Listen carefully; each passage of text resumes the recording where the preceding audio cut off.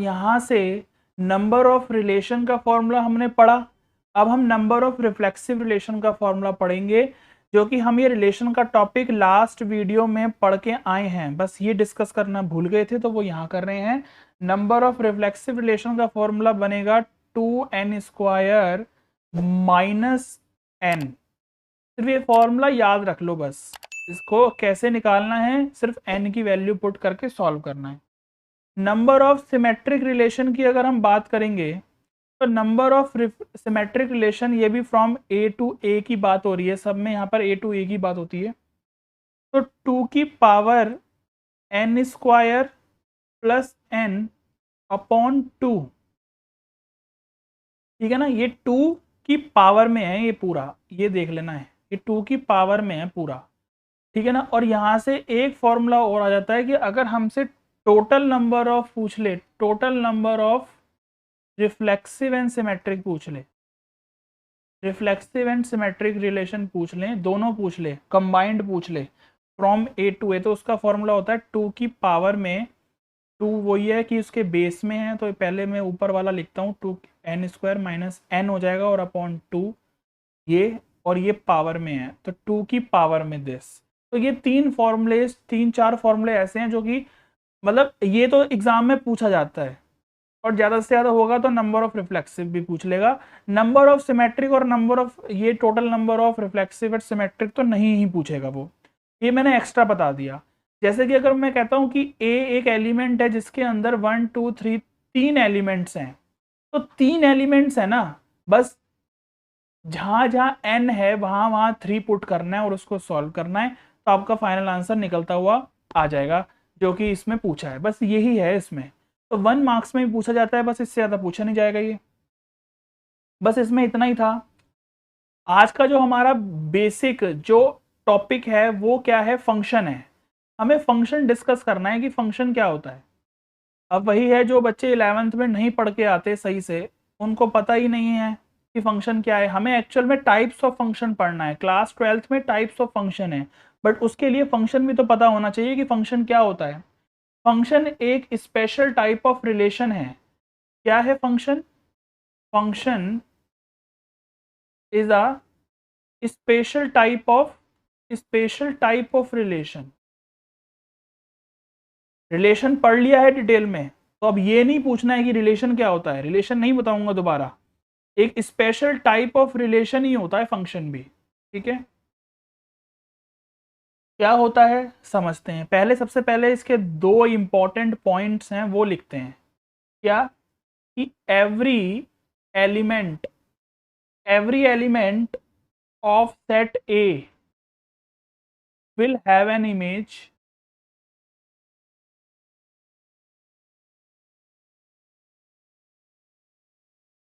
और दूसरा पॉइंट है कि एवरी एलिमेंट ऑफ सेट ए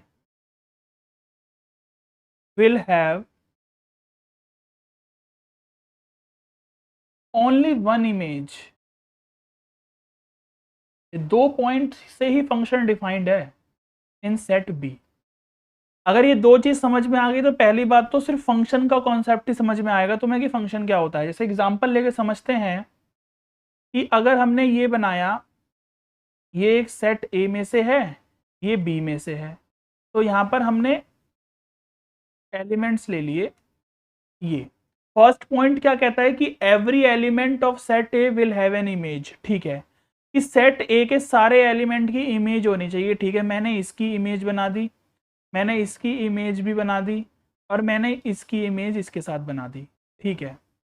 दूसरा पॉइंट ये कहता है कि every element of set a will have only one image in set b.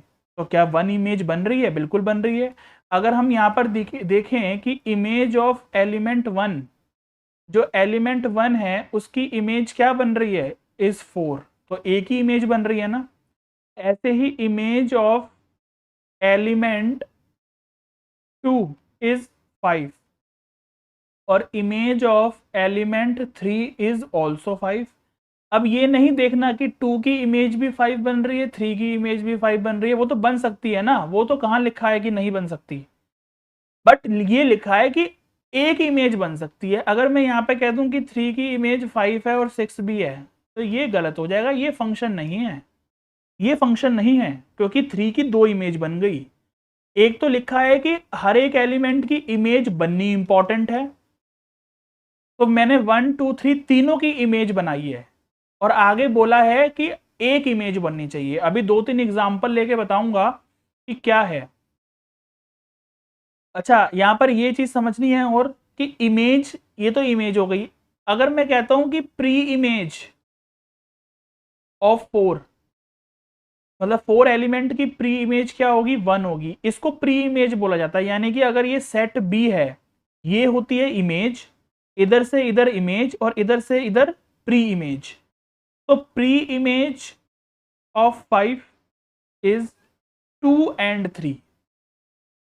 तो ये प्री इमेज का कॉन्सेप्ट है, ये पता होना चाहिए कि क्या होता है कि pre image of 4 is 1 and pre image of 5 is 2। Pre image तो 2 हो सकती हैं, प्री इमेज के बारे में थोड़ी कुछ बोला गया है, ये तो इमेज के बारे में बोला गया है बस।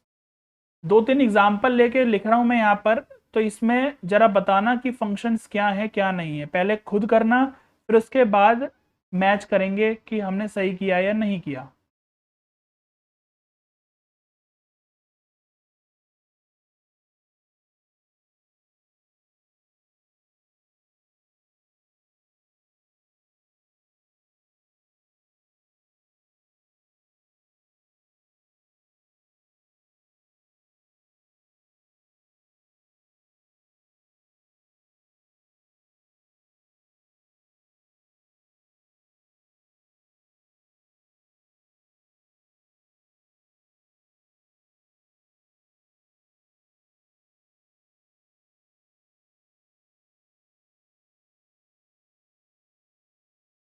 वन टू थ्री, और इसको इस बार ए भी ले लेते हैं, कोई भी ले सकते हैं एलिमेंट्स, तो हम उससे क्या फर्क पड़ेगा।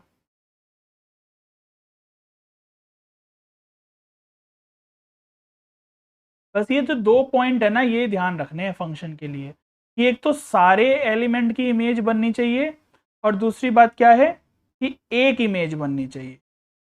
बस ये समझना है हमें, तो फंक्शन डिफाइंड हो जाएगा। टाइप्स ऑफ फंक्शन पढ़ने के लिए फंक्शन भी तो क्लियर होना चाहिए ना कि फंक्शन क्या होता है। फंक्शन पता नहीं है और टाइप्स ऑफ फंक्शंस पढ़ोगे तो कुछ समझ ही नहीं आएगा, कुछ नहीं पल्ले पड़ेगा कि क्या हो गया ये। ठीक है जी, अब इसमें मेरे को बता दो फटाफट कि क्या है फंक्शन और क्या नहीं है फंक्शन।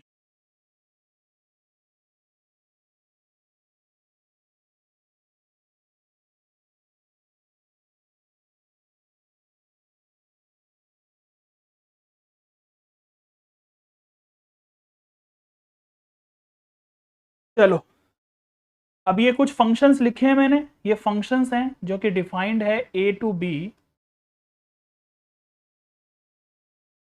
तो इससे पता चलेगा कि क्या फंक्शन है क्या नहीं है। फटाफट इसे कर लेते हैं, उसके बाद हम आगे बढ़ेंगे। क्या फंक्शन है, पहला देखो, 1 की इमेज 4 बन रही है, 2 की इमेज 4 बन रही है, 3 की इमेज 5 बन रही है, तो ये क्या फंक्शन है या नहीं है, बोलो। एक इमेज बननी चाहिए, तो 1 की तो 4 भी बन रही है, 1 की 5 भी बन रही है, आगे चेक करने की जरूरत ही नहीं है। ये हमारा क्या है, ये हमारा फंक्शन नहीं है, ये फंक्शन नहीं है, बिल्कुल नहीं है फंक्शन, नहीं है फंक्शन। आगे, ये फंक्शन है क्या, बिल्कुल है। 1 की इमेज 4 है, 2 की इमेज भी 4 है, 3 की इमेज भी 4 है। कोई इसमें कंफ्यूजन होती है बच्चों को बहुत कि ये तो फंक्शन नहीं है। बच्चे कहेंगे अरे एक इमेज होनी चाहिए ना, तो वो तीनों की एक ही इमेज है तो क्या दिक्कत है, इमेज तो तीनों एलिमेंट की तो एक ही इमेज मानी जाएगी। इसमें देखेंगे ये नहीं है, 1 की इमेज 5 है, 2 की इमेज 5 है, यहां तक ठीक था, बट 3 की इमेज ही नहीं है, तो ये फंक्शन नहीं है। इसमें भी 3 की इमेज ही नहीं है, फंक्शन नहीं है। 1 की इमेज 8 बना दी, ठीक है, 2 की इमेज 7 बना दी, और 3 की इमेज, अच्छा 1 की इमेज 8 है, 2 की इमेज 7 है, और 3 की इमेज 8 है, तो फंक्शन है ये तो, ये तो फंक्शन है ना। सबकी सबकी इमेज अलग अलग आ रही है। देखो, अब 1 की इमेज 9 है, 2 की इमेज भी 9 है, बट 2 की इमेज 10 भी है, बट ये फंक्शन नहीं है। ठीक है, क्लियर है, बस ये था फंक्शन का कॉन्सेप्ट। आगे एक दो चीजें और डिस्कस करेंगे। अच्छा, ये तो हो गया एरो डायग्राम से अगर हमें पता करना हो फंक्शन है या नहीं है। अगर ग्राफिकल मेथड से पता करना हो तो ग्राफिकल मेथड क्या कहता है फंक्शन के लिए? देखो, ग्राफिकल मेथड क्या है? ग्राफिकल मेथड क्या है फंक्शन को पहचानने के लिए कि ये फंक्शन है या नहीं है? हमने एक कर्व बनाया, ये कर्व हमने ऐसा बनाया, कुछ मान लो कि ये कुछ कर्व ऐसा बन गया, ये ऐसा कोई कर्व है।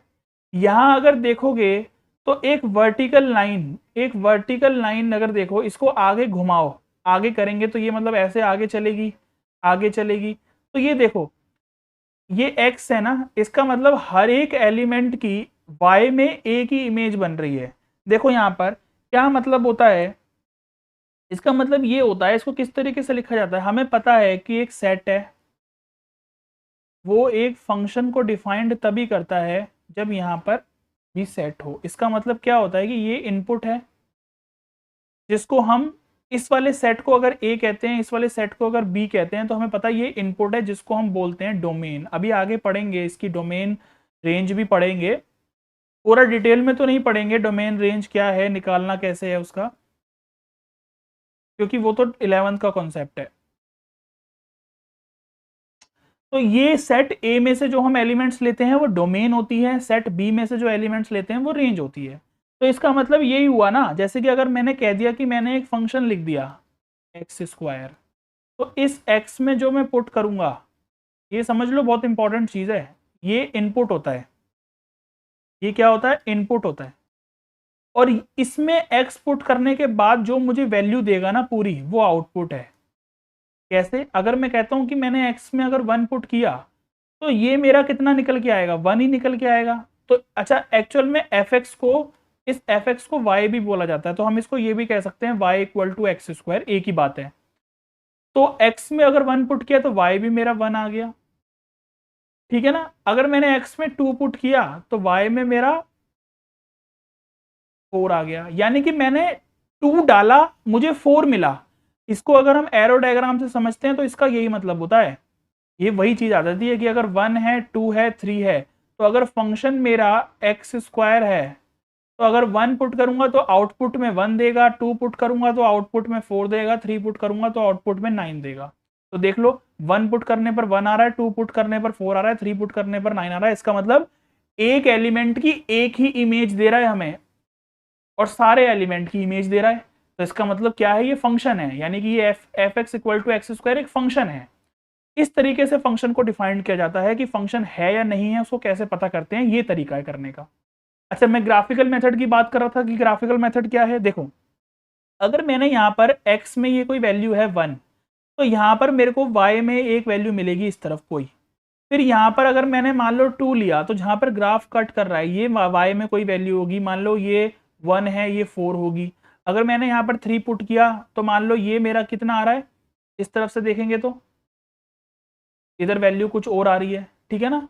तो ये चीज समझने वाली है कि कोई भी वैल्यू आ जाएगी फंक्शन के हिसाब से। ये तो मैंने सिर्फ एग्जांपल लिया है, तो सारी वैल्यूज अलग अलग आ रही हैं, यानी कि एक वर्टिकल लाइन, ये वर्टिकल लाइन है, इसको मैंने आगे किया और एक एक इनपुट पर आउटपुट की एक ही वैल्यू दे रहा है। तो इसका मतलब हम ग्राफ से, ग्राफिकल मेथड से भी पता कर सकते हैं कि ये ग्राफ जो बन रहा है वो किसी फंक्शन का है या नहीं है। क्लियर है इतना? आगे कैसे पता चलेगा कि ये ग्राफ अगर है या नहीं है? जैसे कि अगर मान लो मैंने कोई ग्राफ बना दिया, अभी पता चल जाएगा कि ये फंक्शन का ग्राफ है या नहीं है। जैसे मान लो मैंने ये ग्राफ बना दिया ऐसे, ये कोई ग्राफ है, तो यहाँ पर वर्टिकल लाइन देखो, मैंने यहाँ लगाई वर्टिकल लाइन। क्या हो रहा है? इस पॉइंट पर, इस एक्स पर ये भी वैल्यू दे रहा है एक वाई की, और इसी पॉइंट पर देखो ये भी कहीं वैल्यू दे रहा है वाई की। तो इसका मतलब एक इनपुट की दो वैल्यू हो गई, एक इनपुट की दो आउटपुट मिल गए हमें, तो ये फंक्शन नहीं है। तो ये होता है ग्राफिकल मेथड से पता करना कि ये फंक्शन है या नहीं है, ठीक है ना। डोमेन रेंज क्या होती है? जैसे कि अगर मैंने कह दिया, अब डोमेन रेंज समझ लेते हैं क्या है।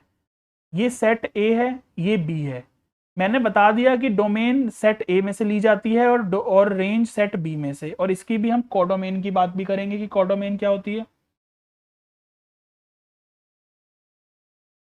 जैसे मैंने फंक्शन मान लो बना लिया तुम्हारा फंक्शन मैंने बनाया, इसमें हम ले लेते हैं 9 16, ये ले लेते हैं हम, ठीक है ना। और एक मिनट रुको, बताता हूँ कि ये फंक्शन किस तरीके से, इसके डोमेन रेंज लिखना सिखा रहा हूँ। देखो अगर मान लो फंक्शन एक्स स्क्वायर ही है, तो अब यहाँ पर देखो 1 की इमेज 1 बनेगी, क्योंकि फंक्शन के हिसाब से बनाऊंगा अब मैं, वो तो मैं रैंडमली एग्जांपल ले रहा था। 2 की इमेज 4 हो जाएगी, 3 की इमेज 9 हो जाएगी, और 4 की इमेज 16 हो जाएगी। तो क्या ये फंक्शन है या नहीं है, जल्दी बताओ, ये फंक्शन है, ये फंक्शन है या नहीं है। सेट ए के सारे एलिमेंट्स की इमेज बन रही है, बिल्कुल बन रही है। ए की इमेज बन रही है, बिल्कुल ए की इमेज बन रही है, तो इसका मतलब ये फंक्शन है, ठीक है ना। अब इसकी डोमेन देख लो क्या है। डोमेन क्या होती है, डोमेन होती है हमारी, जो हम सेट ए में से सारे एलिमेंट्स ले रहे हैं, इसका मतलब क्योंकि फंक्शन है तो इसका मतलब तो सारे एलिमेंट्स ही होंगे, तो इसका मतलब तो सारे एलिमेंट्स ही डोमेन होंगी। रेंज वो होती है जिसकी इमेज बन रही हो सिर्फ, क्या होगी 1 4 9 और 16 हमारी क्या है, रेंज है, क्योंकि सिर्फ इन नंबर्स की इमेज बन रही है, ठीक है ना। मतलब ये हमें दे रहे हैं इमेज बना के। और कोडोमेन क्या हो जाती है, कोडोमेन हो जाती है सेट बी पूरा, सेट बी पूरा, इसका मतलब 1 4 6 7 8 9 16, ये पूरा, यानी कि सेट बी पूरा हो जाता है। तभी हम यहाँ पर बोला जाता है हमें कि जो रेंज है वो सबसेट है कोडोमेन का। ये मैंने रिलेशन में भी पढ़ाया था ना, तो वही चीज़ है, ये मैंने रिलेशन में भी समझाया। जिसने नहीं देखी है वीडियो वो ज़रूर देखना रिलेशन की वीडियो, फंक्शन तभी थोड़ा अच्छे से क्लियर होगा, ठीक है ना। तो ये डोमेन रेंज और कोडोमेन की बात हो गई, मैंने पूरा एक्सप्लेन कर दिया फंक्शन के बारे में। फंक्शन हमें सिर्फ टाइप्स ऑफ फंक्शन समझने के लिए क्लास 12th में इतनी नॉलेज तो पता होनी चाहिए हमें फंक्शन के बारे में कि फंक्शन क्या है, क्योंकि जब तक बच्चे को ये नहीं क्लियर, तो आगे तो टाइप्स ऑफ फंक्शन समझ में बिल्कुल भी नहीं आएगा, कॉम्प्लिकेटेड हो जाएगा। पहले फंक्शन का कॉन्सेप्ट क्लियर होना चाहिए कि फंक्शन क्या है।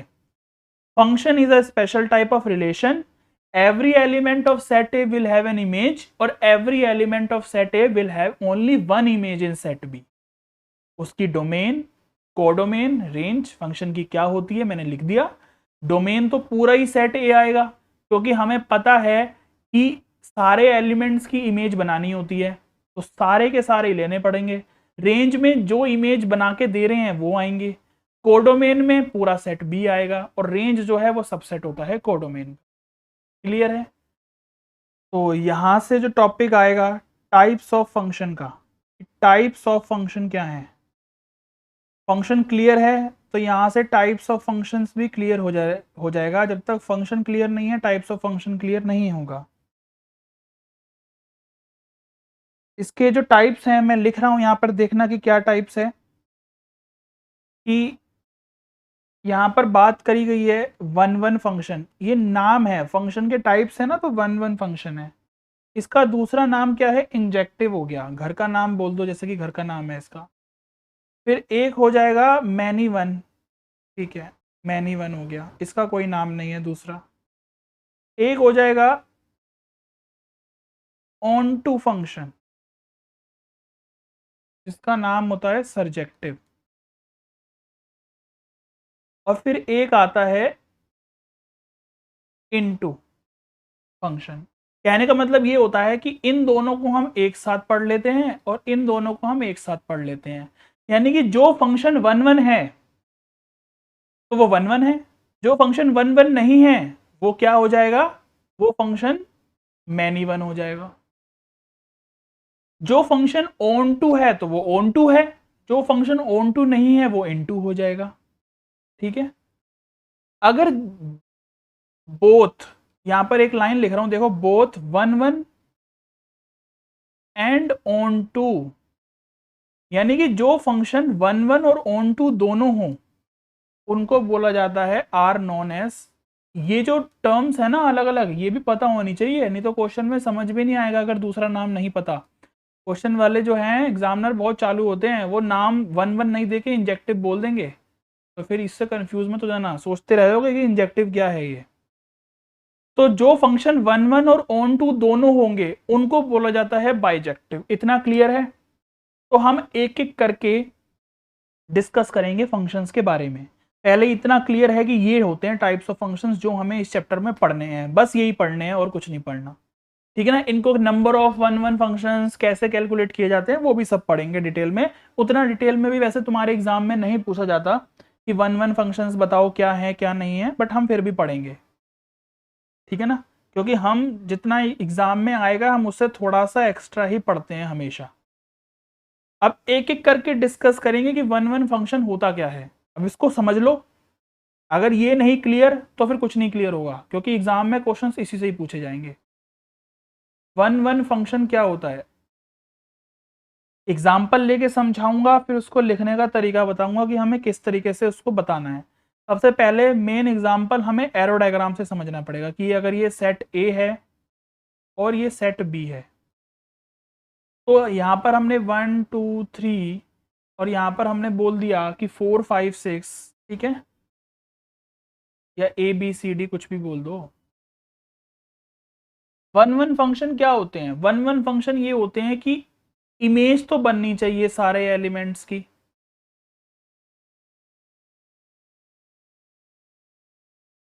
और एक ही इमेज बननी चाहिए, ये डिफरेंस है। Every element has a unique image. Unique image का मतलब ये हो गया कि एक ही इमेज दे रहा है वो। एवरी एलिमेंट, ये तो हमें समझ में आता है कि सबकी इमेज तो बनेगी बनेगी, क्योंकि तभी तो वो फंक्शन होगा। अगर सबकी इमेज ही नहीं बनी तो वो फंक्शन ही नहीं हुआ। फिर टाइप्स ऑफ फंक्शन की तो फायदा, फिर तो बात ही अलग है, वो तो फिर हम पढ़ ही नहीं सकते टाइप ऑफ फंक्शन जब वो फंक्शन ही नहीं है। तो ये तो समझ में आ गया कि हमें सबकी इमेज तो बनेगी, बट यूनिक इमेज बनेगी। तो डिफरेंस समझ में आना चाहिए। फंक्शन में क्या हो रहा था कि फंक्शन में जो चीज हमने पढ़ी थी ना, देखो फंक्शन क्या कहता था, फंक्शन ये कहता था कि एक तो सबकी इमेज बननी चाहिए, और वो कहता है कि एक इमेज बननी चाहिए। तो हमने यहां पर समझा था कि देखो यहां पर कि 1 की इमेज अगर 8 बन रही थी तो 2 की इमेज 7 बन रही थी, और 3 की इमेज भी 8 बन रही थी। तो इसका मतलब 1 की जो इमेज है वो 8 भी हो गई और 3 की इमेज भी 8 भी हो गई। तो ये यूनिक तो नहीं रही ना, ये यूनिक रही क्या, नहीं रही। बट ये फंक्शन की डेफिनेशन को तो सेटिस्फाई करता है, बट ये वन वन को नहीं करता, क्योंकि वन वन में वो ये कहता है कि every element has a unique image. Unique image का मतलब ये है कि अगर 1 की इमेज ए है तो वो सिर्फ उसी की रहेगी इमेज, 2 की इमेज ए नहीं हो सकती। क्लियर है इतना वन वन फंक्शन, समझ में आ गया कि वन वन फंक्शन क्या कहता है। तो हम इसको बोल सकते हैं कि इट इज वन वन, ये वन वन है, ठीक है ना। अभी समझेंगे एक दो चीज एग्जांपल लेके। ये तो हमने एरो डायग्राम से समझ लिया ना, तो क्या हम हर एक का एरो डायग्राम थोड़ी बना के आएंगे एग्जाम में, या हमें समझना है तो हम क्या एरो डायग्राम, कुछ क्वेश्चंस में एरो डायग्राम बनाना पॉसिबल ही नहीं होगा, क्योंकि अगर वो कह देगा कि रियल नंबर्स बताओ तो कहां तक बनाते रहोगे एरो डायग्राम, नहीं ना।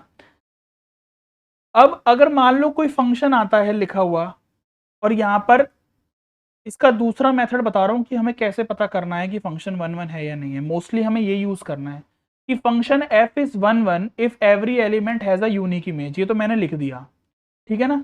व्हेन, अभी करके भी दिखाऊंगा एक क्वेश्चन का। तो एफ एक्स टू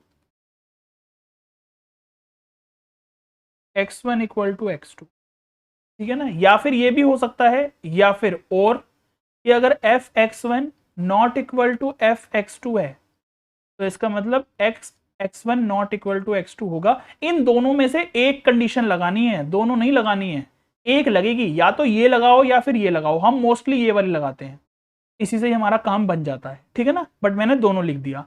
अब कैसे करना है ये क्वेश्चन, कैसे पता चलेगा कि ये वन वन है या नहीं है, ये एफ एक्स वन या एफ एक्स टू क्या है। ये तो हमें पता है ना कि एफ एक्स तो हमारा फंक्शन होता है, फंक्शन को हम रिप्रेजेंट करते हैं, ठीक है ना। तो किस तरीके से इसको लिखना है ये एक एग्जाम्पल लेके समझेंगे तो ही समझ में आएगा, नहीं तो मैं तो ऐसे फिर लेक्चर देता रहूंगा, समझ में नहीं आएगा। एक एग्जाम्पल लेते हैं, देखो रैंडमली एग्जाम्पल ले रहा हूँ मैं, मुझे भी नहीं पता ये फंक्शन वन वन है या नहीं है, बना के देखते हैं कि है या नहीं है। तो 1 minus x one upon x one equal to 1 minus x two upon x two, cross multiply करवा देंगे तो ये तो आ जाना चाहिए शायद, x two minus x1 x2 equal to x1 minus x1 x2। ठीक है, ये इससे कट गया तो इसका मतलब x1 इक्वल टू x2 आ गया, हो गया कंडीशन सेटिस्फाई। इसका मतलब ये एक फंक्शन है, ये एक फंक्शन है, ये हम बोल सकते हैं कि इट इज 1 1 फंक्शन। क्लियर है? मैंने दो तरीके से बता दिया 1 1 फंक्शन को कैसे पता करना है, एरो डायग्राम। दूसरा तरीका हमें ये जो दिया है दूसरा तरीका, ये इसका भी यूज करना है हमें, मोस्टली इसका ही यूज होगा। बस इसी को ही ऐसे ही वैल्यू पुट करनी है और सेटिस्फाई करवाना है 1 1 है या नहीं, इससे ज्यादा कुछ नहीं करना है इसमें। ठीक है, उसके बाद एक आता है ग्राफिकल मेथड। देखो ग्राफिकल मेथड भी मैं बता देता हूँ कि ग्राफिकल मेथड क्या होता है। कि ग्राफिकल मेथड में हमने देखो फंक्शन के लिए हॉरिजॉन्टल लाइन पता करी थी ना, कि वर्टिकल लाइन सॉरी, तो यहाँ पर हम हॉरिजॉन्टल लाइन पता करेंगे। कैसे? कि अगर मान लो ग्राफिकल रिप्रेजेंटेशन मैंने करी किसी ग्राफ की, जैसे मान लो ग्राफ बनाए और मुझे पता करना है कि क्या ये ग्राफ जो है 1 1 फंक्शन का ग्राफ है या नहीं है, तो उसके लिए हॉरिजॉन्टल लाइन बनाते हैं, हॉरिजॉन्टल लाइन टेस्ट करते हैं। देखो जैसे कि मैंने यही एक फंक्शन ले लिया ऐसे करके, ये एक फंक्शन ले लिया, ठीक है ना, तो हॉरिजॉन्टल लाइन का मतलब होता है ये हॉरिजॉन्टल लाइन। इसमें अगर मैं देखूं, इसमें मुझे क्या समझ में आ रहा है, एक आउटपुट की ये एक इमेज है, यहाँ पर एक इमेज है, और इसी और दूसरे आउटपुट की कोई दूसरा आउटपुट है वहां पर, उसकी भी यही इमेज है। तो ये मेरा 1 1 फंक्शन नहीं होगा। आ गई बात समझ में? क्योंकि 1 1 फंक्शन ये कहता है कि भाई मेरी जो इमेज है वो मेरी ही रहेगी, मैं किसी और को नहीं दूंगा। आ रही बात समझ में ना? ये 1 ये कहता है कि मेरी इमेज ए है, तो 1 किसी और को अपनी इमेज नहीं देगा। बस ये कहानी है 1 1 की। तो यहां पर अगर ग्राफ से समझा जाए तो यहां पर देखो, अगर ये 1 है और ये मान लो 5 है, और इधर मान लेते हैं हम कि इधर कुछ भी ले लेते हैं, 4 ले लेते हैं, तो 1 की इमेज 4 बनती है। ठीक है, 1 कहता है कि भाई मैं पहले हूं तो मैंने अपनी इमेज बना ली। आगे 5 की जब बारी आई तो 5 भी अपनी इमेज 4 ही बताता है, तो नहीं, 1 नहीं मानेगा इस बात को। तो इस वजह से ये फंक्शन 1 1 नहीं होगा। आगे बात समझ में? क्लियर है? ग्राफिकल मेथड भी बता दिया, ये भी बता दिया कि किस तरीके से हमें सॉल्यूशन लिख के दिखाना है एग्जाम में, और 1 1 फंक्शन एरो डायग्राम से क्या होता है मैंने वो भी समझा दिया। इतना क्लियर है? तो आगे चलें, बोलो भाई।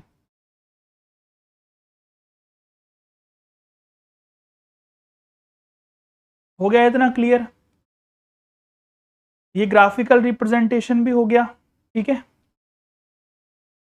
अच्छा इसमें, अच्छा हाँ ये चीज समझ लेना कि जो फंक्शन 1 1 नहीं है वही हमारा क्या है, अदरवाइज यहाँ पे हम लिख सकते हैं कि जो फंक्शन 1 1 नहीं है वो क्या है, मैनी 1 है। ठीक है ना? तो यहाँ पर हमने जो लिखा था कि ये फंक्शन हमारा क्या है, अगर ये कंडीशन सेटिस्फाई हो जाती है तो हम इसको बोलेंगे कि it is a 1 1 function. Otherwise अगर ये कंडीशन सेटिस्फाई नहीं करता तो अदरवाइज इट इज मैनी 1। ठीक है ना? मैनी 1 का कोई अलग से लॉजिक नहीं है, अगर जो फंक्शन 1 1 नहीं है तो वो मैनी 1 है। ठीक है ना? अब यहाँ पर हम कुछ इंपॉर्टेंट चीज डिस्कस करने वाले हैं, नंबर ऑफ 1 1 फंक्शन फाइंड करना। बहुत कम चांस है कि एग्जाम में पूछा जाए, बट मैं तो फिर भी पढ़ाऊंगा। ठीक है ना? कि नंबर ऑफ 1 1 फंक्शन हमें कैसे निकालना है। हम निकाल रहे हैं यहाँ पर number of 1 1 functions. Number of 1 1 functions का मतलब ये होता है कि हमें कैसे पता चलेगा कि भाई कितने 1 1 फंक्शंस बन सकते हैं। एक छोटा सा एग्जांपल लेके मैं खुद ही कैलकुलेट करके दिखाता हूँ, फिर फॉर्मूला पढ़ेंगे। जैसे अगर मैंने यहाँ पर 2 एलिमेंट्स ले लिए और यहाँ पर भी मैंने 2 एलिमेंट्स ले लिए, छोटा एग्जांपल इस वजह से ले रहा हूँ क्योंकि बनाना थोड़ा ईजी हो जाएगा, समझाना ईजी हो जाएगा। इसकी इमेज ये बन गई, इसकी इमेज ये बन गई, ये एक 1 1 फंक्शन हो गया। ठीक है, और क्या हो सकता है, एक ही थोड़ी बनेगा बस। अगर यही मैं लेता हूँ 1 2, तो इसमें तो ये वाली पॉसिबिलिटीज भी होंगी, एक तो ये बन गया 1 1 फंक्शन। बस क्या यही पॉसिबिलिटीज होंगी? नहीं, और भी तो पॉसिबिलिटीज हो सकती हैं। देखो, क्या 1 4 और 2 3 ले लिया मैंने, और इधर 1 3 और 2 3 ले लिया, क्या यही पॉसिबिलिटीज होंगी या और भी कोई पॉसिबिलिटीज होंगी? क्या 2 ही 1 1 फंक्शंस बन सकते हैं बस इसके? दो ही बन सकते हैं इसके तो बस, और तो कोई वन वन फंक्शंस बनेंगे नहीं, है ना। ठीक है, तो ये है। अच्छा चलो एक 3 का एग्जांपल लेके समझते हैं, पढ़ेंगे तो फिर इसको डिटेल में ही पढ़ेंगे अच्छे से, जल्दी जल्दी नहीं भगाएंगे कोई भी चीज़। 3 का लेके देखते हैं। देखो क्या क्या केस बन सकता है। एक तो ये केस बन गया, ये एक फंक्शन बन गया, वन वन फंक्शन बन गया ये, ठीक है। एक बन गया, दूसरा केस बन गया, जैसे कि मान लो ये मैंने कह दिया एज इट इज़ है और इसको मैंने क्रॉस में कर दिया, तो ये बन गया एक। एक और ले लेते हैं, और कितने बनेंगे ऐसे, यहाँ पर बन गया कि ये कह दिया मैंने 5 से, और ये कह दिया मैंने 4 से, और ये कह दिया मैंने 6 से ही, तो ये एक ये बन गया। ऐसे कितने बन सकते हैं, जरा कैलकुलेट करो साथ साथ मेरे, खाली वीडियोस को देखते मत रहो, साथ में खुद भी करो। तो 1 का 5 से बना दिया, 2 का 4 से बना दिया, 3 का 6 से बना दिया, और क्या बन सकता है, 1 का 6 से बना देते हैं इस बार, और 2 का 4 से रहने देते हैं, और 3 का 5 से बना देते हैं। तो ऐसे समझ में आ रहा है, ये सब वन वन फंक्शन बन रहे हैं हमारे, ऐसे और भी बनेंगे, ठीक है ना। तो ऐसे अलग अलग केसेस हम ले सकते हैं, तो ऐसे तो फिर बहुत टाइम लगेगा, बस मैंने समझाना था कि कितने वन वन फंक्शंस बन सकते हैं। ये तो 3 वाले तो फिर बहुत कॉम्प्लिकेटेड हो जाएंगे, तो ऐसे तो हम बहुत सारे बना सकते हैं, तो इस वजह से हम कब तक बनाते रहेंगे, इसी वजह से इसका फॉर्मूला बना है। जैसे अब ये 2 एलिमेंट्स लिए थे, तो इसके तो खाली 2 ही केस बन सकते हैं, और तो कोई पॉसिबिलिटीज है ही नहीं, ठीक है ना। तो अब इसके समझते हैं ध्यान से। अगर मान लो कि अगर एक सेट में एक ए सेट है जिसके अंदर कोई m एलिमेंट्स हैं, और एक सेट बी है जिसके अंदर n एलिमेंट्स हैं, तो टोटल नंबर ऑफ अच्छा सबसे पहले टोटल नंबर ऑफ फंक्शंस भी तो निकालने आने चाहिए, तो पहले टोटल नंबर ऑफ फंक्शंस भी पता होने चाहिए भैया क्या होते हैं।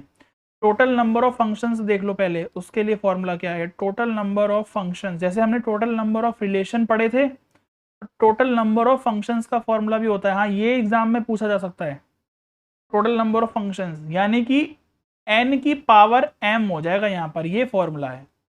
कैसे, सेट b में जो एलिमेंट्स हैं वो बेस में रहेंगे, और पावर में जो सेट a में एलिमेंट्स होंगे वो इसमें रहेंगे। जैसे अगर ये वाला एग्जांपल ले लूं, तो इस वाले एग्जांपल के हिसाब से 2 एलिमेंट इसमें 2 एलिमेंट्स इसमें, तो 2 की पावर 2 यानी कि 4 फंक्शंस बनेंगे। 4 फंक्शंस बनेंगे, वन वन फंक्शंस की बात नहीं कर रहा, वन वन फंक्शंस तो अभी बाद में निकालेंगे हम। यहाँ पर टोटल नंबर ऑफ फंक्शंस तो 4 बनेंगे ना, हम क्या चेक भी कर सकते हैं टोटल नंबर ऑफ फंक्शंस कैसे 4 बन रहे हैं, ठीक है। उसके बाद देखो कैसे, 2 तो यही बन गए। अगर ये जो वन वन फंक्शंस है तो ये फंक्शंस तो होंगे ना 2, और कौन और कैसे बनेंगे फंक्शंस, देखो अगर ये 1 2 है और ये 3 4 है, एक ऐसे बन गया और एक ऐसे बन गया, तो ये भी तो फंक्शन है ना। वन वन नहीं कह रहा हूँ, फंक्शंस कह रहा हूँ, फंक्शंस तो हुआ ना। और क्या बन सकता है, और हो सकता है कि 1 4 से हो जाए और 2 भी 4 से हो जाए, तो ये भी फंक्शन बन गया। तो बस 4 ही पॉसिबिलिटीज हो सकती हैं, और हमारा 4 ही आंसर आ रहा था, 4 फंक्शंस ही आ रहे थे हमारे कि 4 फंक्शंस बनेंगे। तो ये तो नंबर ऑफ फंक्शंस कैलकुलेट करने का फॉर्मूला बन गया। Number of one one functions calculate करने के दो होंगे हमारे ना, जैसे ये तो हमें गिवन है, 2 केस बनेंगे। अब ये 2 केस क्या बनेंगे ये समझ लो, तो अभी डिस्कस भी करेंगे कि अगर यहां से देखा जाए कि यहां पर देखो कि जो m है, इसे ध्यान से समझना है कि अगर जो n है वो greater than equal to m हो, या एक केस में n लेस देन m हो, ये 2 ही केस बन सकते हैं, क्योंकि इक्वल टू हमने यहाँ पर ले लिया है तो यहाँ पर तो लेंगे नहीं। n यानी कि ये जो n मतलब ये जो एलिमेंट है b के, ये या तो इक्वल हो या फिर ज़्यादा हो, तो इस केस में क्या फॉर्मूला बनता है, इस केस में फॉर्मूला बनता है n p m। ये p मतलब परम्यूटेशन है, जो कि 11th में पढ़ा था, बच्चों को तो समझ से बाहर हो जाता है ना 11th का पढ़ा हुआ सारा। तो इसमें फॉर्मूला लग जाएगा n फैक्टोरियल अपॉन में क्या हो जाता है formula, n minus m factorial, ये होता है n p m का फॉर्मूला, तो ये लगेगा इसमें। और जब n लेस देन m होगा तो इसके लिए कोई फॉर्मूला नहीं है, उस केस में नंबर ऑफ फंक्शंस 0 बनेंगे, तो उस केस में जो सारे फंक्शंस होंगे वो मैनी वन होंगे, क्योंकि यहाँ पर number of one one functions तो है ही नहीं। तो मैंने क्या बताया था, जब वन वन फंक्शन नहीं है कोई भी, तो वो सारे फंक्शंस फिर मैनी वन हो जाएंगे, ठीक है ना। तो ये दो फॉर्मूला पता होना चाहिए। तुम्हारे एग्जाम में बहुत कम चांस है, बहुत कम चांस है, 0.11% चांस है कि ये पूछा जाए। ये पूछ सकते हैं इस पर, जिस पर मैं बॉक्स बना रहा हूँ, ये देख लो, ये पूछा जा सकता है।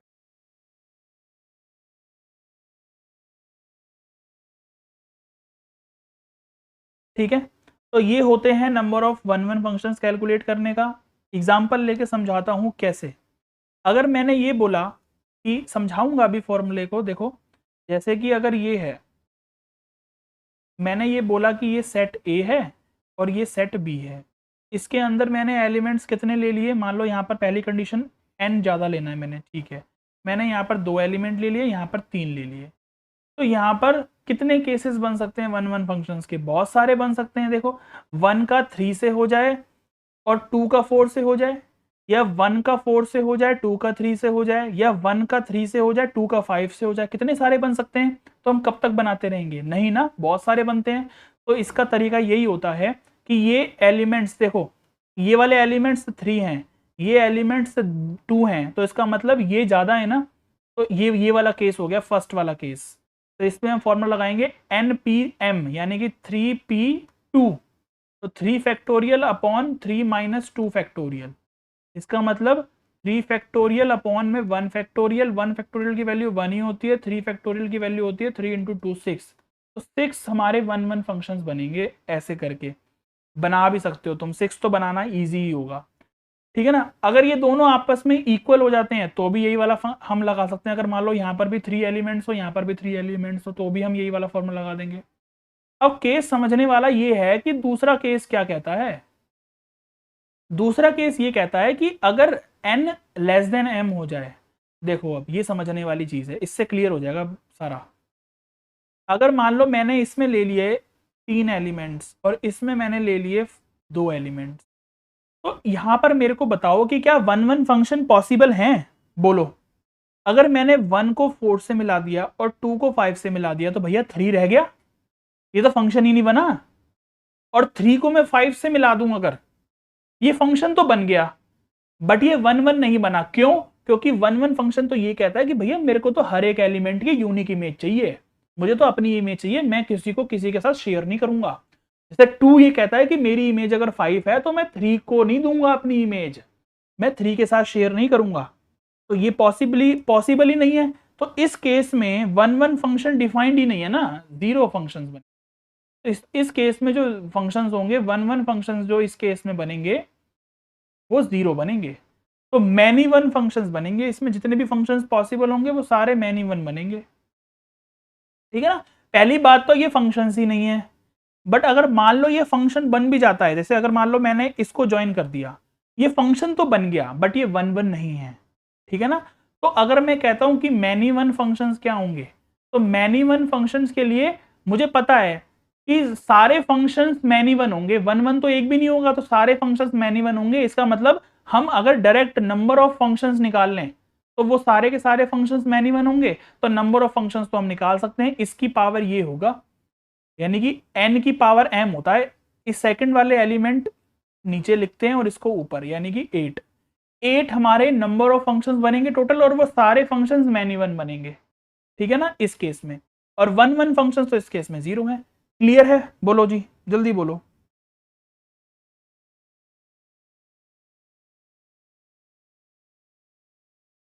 तो ये हमारा डिटेल एक्सप्लेनेशन थी वन वन फंक्शन की। आज की क्लास में हमने बहुत डिटेल में फंक्शन को पढ़ा है और वन वन फंक्शन को पढ़ा है। वन वन फंक्शन के टाइप्स पढ़े हैं हमने, अभी पूरे नहीं हुए टाइप्स। अभी यहाँ पर हमने ऑन टू फंक्शन पढ़ना इंपॉर्टेंट है। अभी ऑन टू फंक्शंस पढ़ेंगे, डिटेल में पढ़ेंगे। वन वन फंक्शन को हमने समझा, एरो डायग्राम से समझा, इसको हमने किस तरीके से एग्जाम में प्रेजेंट करके आना है। जैसे मैंने एग्जाम्पल लिया, यहाँ पर देखो ये वाला एग्जाम्पल था, ऐसे करके प्रेजेंट करके आना है हमें, और ग्राफिकल मेथड समझा दिया मैंने। उसके बाद मैंने यहाँ पर number of one one function को एक्सप्लेन किया कि 2 केस बनते हैं, उस केस में हमें, देखो ये तुम्हारे एग्जाम के पॉइंट ऑफ व्यू से इंपॉर्टेंट नहीं है, बट इससे पढ़ने का फायदा, इसको अगर समझ लोगे ना तो ये काम आएगा आपको क्वेश्चंस में हेल्प करने में, क्योंकि वन वन फंक्शन का कॉन्सेप्ट क्लियर हो जाएगा ना अच्छे से। तो ये था हमारा आज की वीडियो में सिर्फ हम इतना ही पढ़ेंगे कि वन फंक्शन क्या होता है। नेक्स्ट ऑन टू फंक्शन को इसी तरीके से डिटेल में पढ़ेंगे और फिर क्वेश्चंस को डिस्कस करेंगे। उसके बाद हम नंबर ऑफ वन फंक्शंस और ऑन टू फंक्शंस को भी किस तरीके से कैलकुलेट करते हैं वो भी हम पढ़ेंगे, ठीक है ना, वो भी एग्जाम में पूछा जाता है। तो बस इतना ही पढ़ेंगे आज की वीडियो में, फिर नेक्स्ट वीडियो ज़रूर देखनी है। हम ऑन टू फंक्शंस को डिस्कस करेंगे डिटेल में।